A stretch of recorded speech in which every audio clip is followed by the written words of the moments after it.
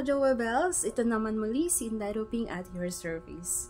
Ngayong araw, pag-uusapan natin magkano ba ang kinikita ng isang event organizer sa isang event.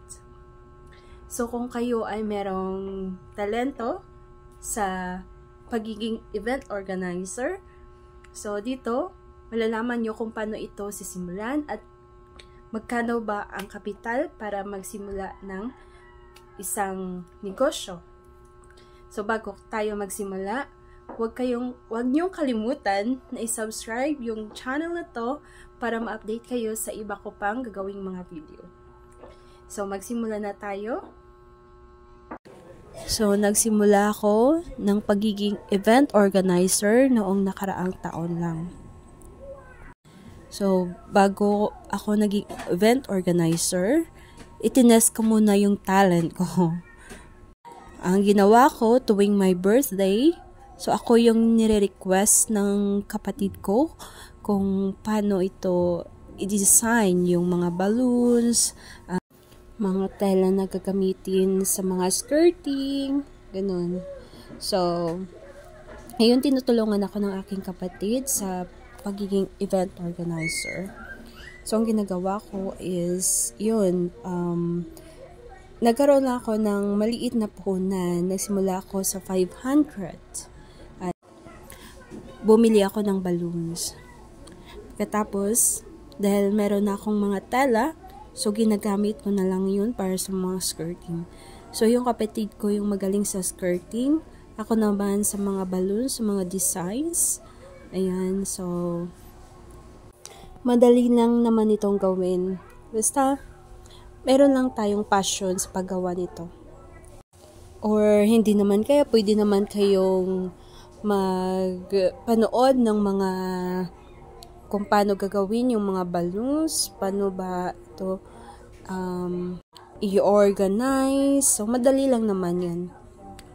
So, pwedeng-pwede ito sa mga estudyante kung kayo ay merong passion ng ganito. Ito, additional income lang naman. So, kung tatanungin nyo ako kung magkano aking kinikita sa bawat project ko. So, kung simpleng balloon lang naman, so, meron kang 500 to 600. So, kapag meron ng dalang skirting or whatsoever, kinikita ko dyan is like 3,000 to 2,000 per project. So, yun. So, simple lang naman. Basta merong available na mga materials lang or hindi kaya kapag wala kayong materials, pwede naman i-shoulder yan ng mga clients ninyo. So, dadagdagan nyo na lang yung mga pricing na kakailangan ninyo, especially sa mga materials kasi lahat ngayon ay nagmamahal na. So, sa akin, binibili ko na lang ito sa Shopee para makapag-tipid naman ako ng konti. So, kung gusto nyo rin bumili sa Shopee, dapat nakapag-booking na yung mga customers nyo 1 week before yung event. So, pwede naman sa Divisoria kayo bumili, pero sa Shopee kasi marami kayong makikitang mas mura pa. So, it takes 1 week baga yung delivery sa Shopee. So, kung alanganin na sa event. So, sa Divisoria na lang kayo bumili. So, sa akin kasi 2 weeks before yung event, nag-order na ako. So, yun. Nagkaroon ako ng maraming flowers na ginamit ko dito sa event na to. So, ito, yung event na to, ito ay wedding event. So, yun yung mga designs ko. Kaya yan, yung merong CNA. So, sila yung magpapakasal. Nag-order na rin ako ng mga lights para ang ganda ng effect. So, yun. Marami rin yung mga bisita nakagusto ng designs na to. O parang hotel daw. So, yun. Depende sa designs.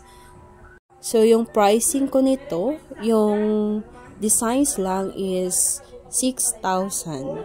So, iba rin naman yung mga pagkain. So, out na yun sa aking ginagawa. So, meron yun yung in-order nila, yung catering. So, iba na rin yun yung binabayaran nila. Pero, dito sa mga designs, 6,000 lang. So, kinikita ko dito is about 4,000. So, magkano lang naman yung puhunan ko dito? Wala ngang 2,000. So, ito yung pricing nito is 6,000.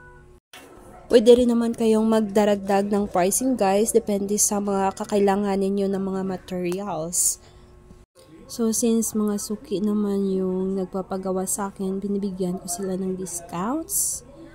At dahil masaya na rin ako sa mga ginagawa ko guys.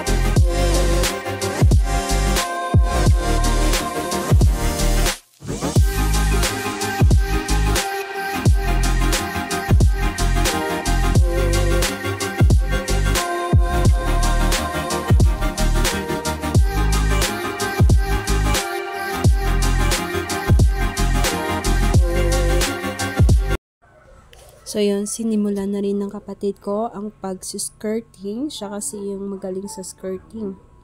So, ako rin naman yung sa designs. Kaya yun, nagtulungan kaming dalawa.